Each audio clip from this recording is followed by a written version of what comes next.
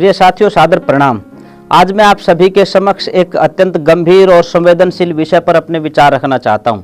हमारे समाज में दिनों दिन बढ़ती हुई गन कल्चर और अश्लील गानों की प्रवृत्ति समाज को गलत दिशा में ले जा रही है। यह प्रवृत्ति न केवल हमारी संस्कृति और सभ्यता के लिए हानिकारक है, बल्कि यह अपराध, नशाखोरी और समाज में अस्थिरता को बढ़ावा दे रही है। मैं तो इस गन कल्चर को युवाओं को विनाश की ओर धकेलने वाला एक दानव मानता हूं। गन कल्चर का बढ़ता प्रभाव हमारे देश की युवा पीढ़ी के लिए एक गंभीर खतरा बन चुका है। फिल्में, वेब सीरीज और गानों में हथियारों को जिस तरह से महिमा मंडित किया जा रहा है, वह हमारे युवाओं को हिंसा की ओर उकसा रहा है। कई गानों में खुलेआम बंदूकों और अपराध को बढ़ावा दिया जाता है, जिससे युवा इसे फैशन ट्रेंड मान करके अपनाने लगते हैं। परिणाम स्वरूप अपराध की घटनाएं बढ़ रही हैं और समाज में अशांति फैल रही है।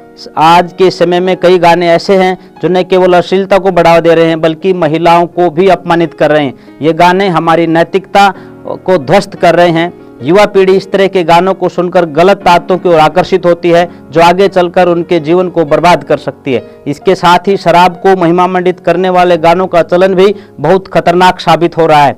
इन गानों में नशे को एक कूल और आधुनिक जीवन शैली का हिस्सा बताया जाता है, लेकिन हकीकत में शराब न केवल व्यक्ति के स्वास्थ्य के लिए हानिकारक है, बल्कि यह परिवारों का बर्बादी का कारण है। समाज में अपराध को बढ़ाने का एक बड़ा कारण यह भी है। आर्य समाज सदा से ही नैतिकता, शुद्धता, समाज सुधार का पक्षधर रहा है। महर्षि दयानंद सरस्वती ने ग्रंथ सत्यार्थ प्रकाश में स्पष्ट रूप से कहा है, समाज में किसी भी प्रकार की बुराई, अनैतिकता और अज्ञान को स्थान नहीं मिलना चाहिए।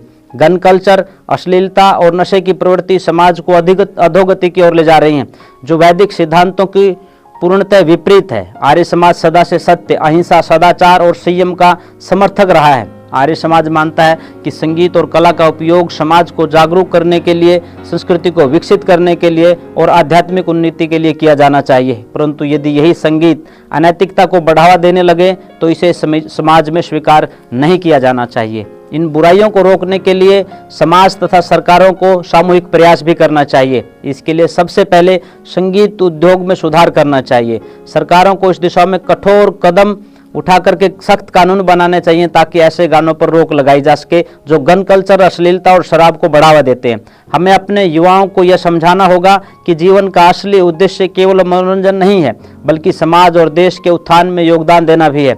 मीडिया और सोशल मीडिया प्लेटफॉर्म को भी अपनी जिम्मेदारी और ज़्यादा बखूबी समझनी चाहिए। ऐसे कंटेंट को बढ़ावा नहीं देना चाहिए जो आज की संस्कृति को खराब करती हैं।